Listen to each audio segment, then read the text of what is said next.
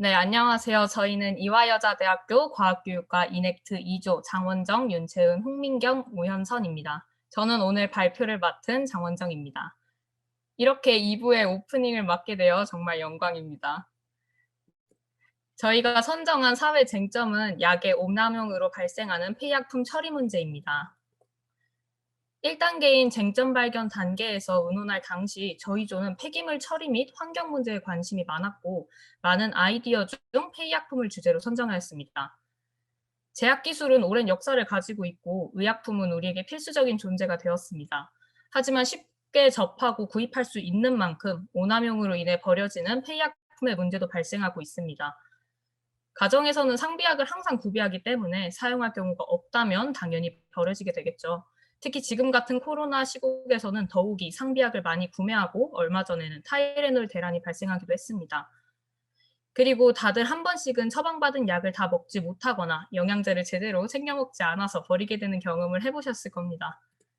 이렇게 생각보다 우리 주변에서 남용으로 인해 버려지는 의약품이 많고 잘못된 처리 방식은 환경 오염과 생태계 교란을 초래할 수 있습니다. 그리고 현재 이와 관련된 멸종 등의 사례도 쉽게 찾아볼 수 있는 상황이기 때문에 이 쟁점을 다루고자 했습니다.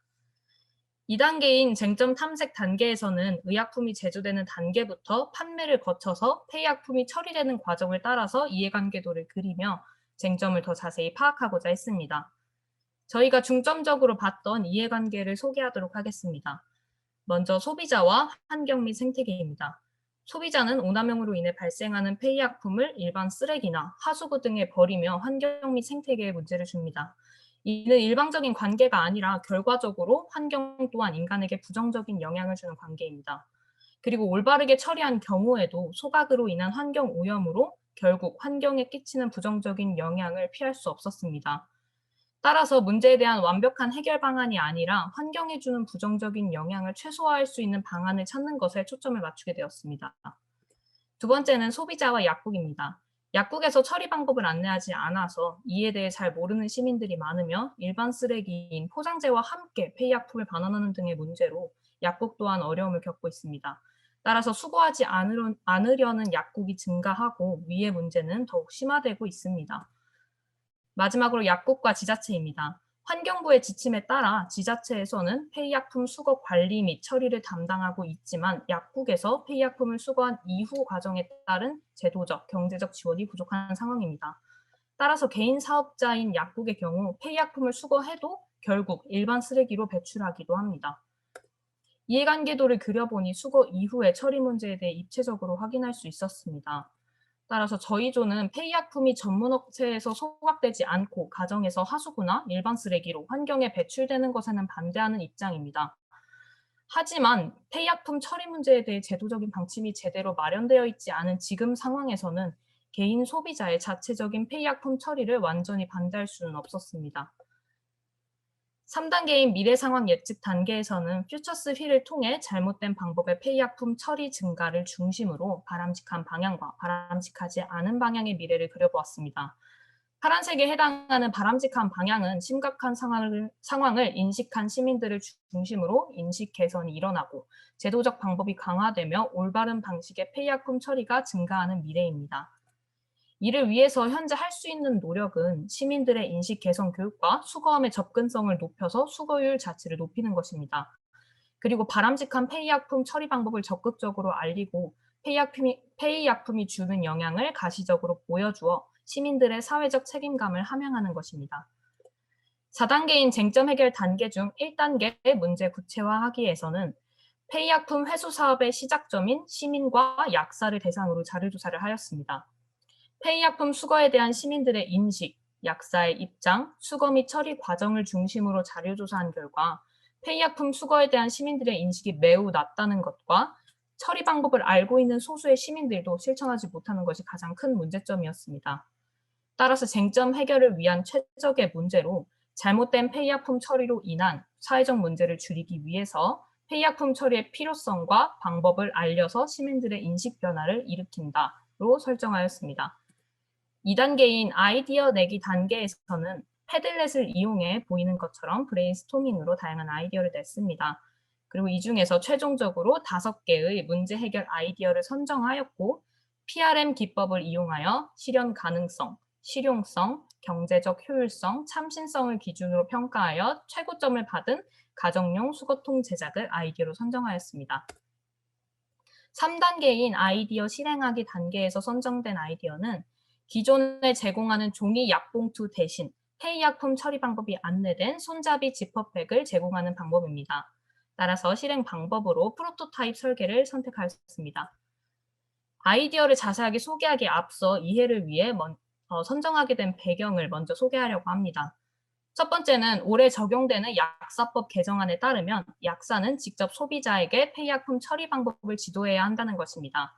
그리고 두 번째는 폐의약품 수거의 효과를 본 스웨덴의 사례입니다. 스웨덴은 시민들에게 안내 문구가 적힌 폐의약품 수거용 비닐을 제공하며 이를 통해 폐의약품 수거 사업에 참여를 용이하게 했고 수거 사업을 적극 홍보했습니다. 약사법이 개정된다는 것은 국가적으로 폐의약품 처리에 대한 문제의식을 갖고 있다는 것으로 보았습니다. 따라서 지금이 폐의약품 처리와 관련된 시민들의 인식을 제고하고 대대적인 인식 변화를 이끌어낼 수 있는 최적의 시기라고 생각했습니다. 하지만 현실적으로 실제 현장에서 소비자를 대상으로 제대로 안내가 이루어지기에는 어렵다고 생각했습니다. 이를 감시할 수 있는 체제도 없기 때문에 이는 자칫 약사법 상에서만 존재하게 될 수도 있습니다. 그래서 스웨덴의 방식을 벤치마킹하여 처리 안내가 적힌 봉투를 제공함으로써 약사님이 지도하기에 더욱 용이하고 시민들께 올바른 방법을 알릴 수 있는 수거봉투를 제작하려고 합니다. 수거봉투의 주요 목적은 폐의약품을 올바르게 처리하는 방식과 필요성을 알리고 폐의약품 수거를 용이하게 하는 것입니다. 그리고 약을 포장재와 분리하여 배출하기 위해 용기가 필수적으로 필요한 상황이므로 포장재를 모두 제거한 후 약을 한 번에 모아 밀봉할 수 있는 지퍼백이 필요합니다. 그 다음에 수거봉투를 배부하는 방식에 있어서는 의약품을 많이 구매할수록 폐의약품이 발생할 가능성이 커집니다. 따라서 약을 구매할 때 봉투를 제공하는 방식을 택했습니다. 그리고 기존의 종이 약봉투 대신 제공하여 봉투 및 수거봉투의 역할을 모두 함으로써 쓰레기를 최소화하려고 합니다. 따라서 보이는 사진과 같이 지퍼가 달린 손잡이 비닐백에 안내 문구를 적어 기존의 약을 구매하면 제공하던 봉투를 대신하려고 합니다. 네, 프로토타입을 제작하기 위해서는 다음과 같은 재료와 장비가 필요합니다.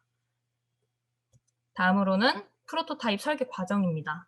먼저 안내 자료가 들어갈 내용 범주를 설정하였고 자료 조사를 진행하였습니다. 그리고 시민들이 만화 읽듯이 재미있게 안내 문구를 읽을 수 있도록 컷톤을 제작하였습니다.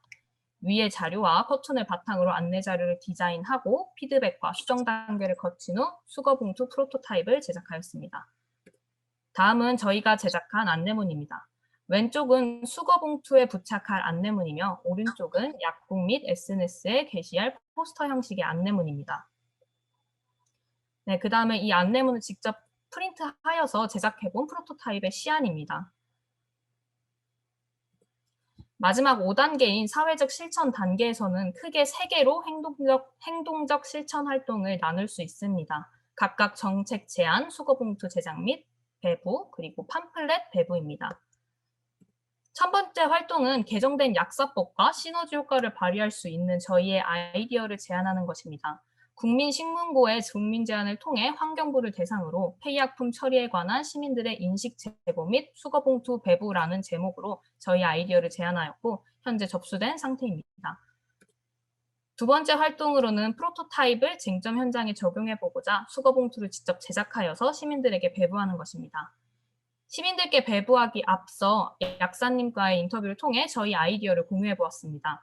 저희가 면담한 약사님께서는 이 수거봉투를 통해 인식 개선을 도모할 수 있다고 보셨고 안내문의 내용적인 측면에서도 피드백을 받아 이를 최종 안내문에 적용하였습니다. 그리고 전문약의 경우 복약 지도를 봉투에 기재해야 하므로 일반 약을 대상으로 진행해보라는 의견과 수거함의 접근성을 높이는 방법에 대해서도 추가적인 의견을 주셨습니다. 최종 프로토타입을 제작하기에 앞서 저희 아이디어의 가장 큰 단점은 현재 사용하고 있는 종이봉투 대신 비닐을 제공하기 때문에 추가적인 비닐 쓰레기를 만든다는 것이었습니다. 따라서 생분해성 봉투 또는 천연 소재로 만든 봉투 재질을 고려하고 있습니다. 보여드리는 것은 현재 시중에서 판매되고 있는 스봉이라는 제품입니다. 이 제품은 자연분해가 되는 봉투인데요. 이런 봉투를 재질로 고려하고 있습니다. 하지만 이런 봉투 재질은 환경을 생각한 방법이나 비싼 비용 등의 이유에서 실현되기 어렵다는 단점이 있습니다. 그래서 또 다른 아이디어로 대형 병원의 약국을 대상으로 시범 운영을 하는 것을 생각해 보았습니다. 대형 병원에서 장기간의 약을 처방해 줄 때 약을 지퍼백에 담아주는 경우가 대부분입니다. 그리고 이런 경우에 주기적으로 병원을 방문하고 약을 처방받기 때문에 기간이 겹쳐서 약이 남는 경우가 많습니다. 따라서 이를 대상으로 시범 운영한다면 추가적인 비닐 쓰레기를 만들지 않고 아이디어의 적용 가능성과 효과를 판단할 수 있는 좋은 환경이라고 생각합니다. 오른쪽 사진은 최종적으로 시민들께 배부한 수거봉투입니다.